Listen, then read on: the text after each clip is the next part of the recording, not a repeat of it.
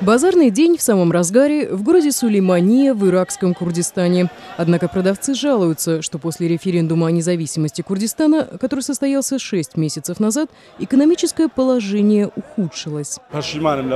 Я жалею, что голосовал за независимость, потому что жить после этого стало тяжелее, и многие состоятельные люди разорились. У Хауры Абубакара Ахмеда мясная лавка. Он говорит, что его положение ухудшилось из-за санкций, введенных Багдадом после того, как подавляющее большинство курдов высказались за отделение от Ирака. Экономический кризис усугубился после референдума. Людям не платят по 6-7 недель. Они зарабатывают четверть того, что получали раньше. У них нет денег, чтобы покупать продукты на базаре. Население иракского Курдистана более 5 миллионов человек. За независимость на сентябрьском референдуме высказались 92% избирателей. Однако США назвали голосование незаконным. Турция и Иран также отказались признавать его результаты, опасаясь, что они подстегнут сепаратистские настроения среди курдского меньшинства в этих странах. В заселенной курдами части Ирака находится более трети запасов нефти этой страны. После референдума Багдад отправил войска, чтобы установить контроль над нефтеперерабатывающими заводами в Киркуке. Кроме того, было заблокировано авиасообщение Курдистана с внешним миром.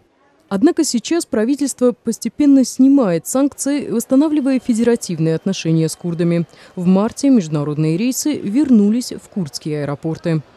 Для управляющего гостиницей в Сулеймании Мустафы Сардара Мустафы это хорошая новость. По его словам, запрет международных рейсов нанес серьезный удар по торговле и туризму. В гостиничном бизнесе мы зависим от иностранных гостей, а их сейчас не хватает. Наш бизнес сократился на 50-60%.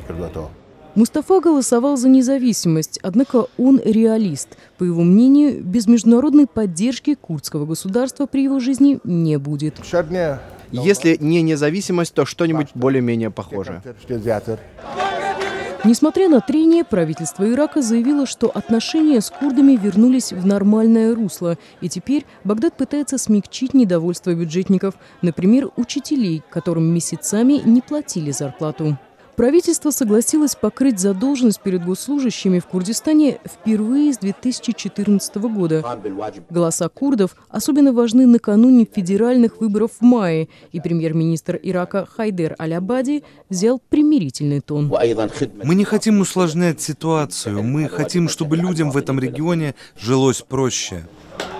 Некоторые продавцы с базара в Сулеймании надеются на восстановление бизнеса в ближайшем будущем и не жалеют о том, что голосовали за независимость. Если курды хотят собственное государство, надо смириться с рисками, считает скупщик золота Алан Хусейн. Не так-то просто отстаивать свои права, их приходится добиваться.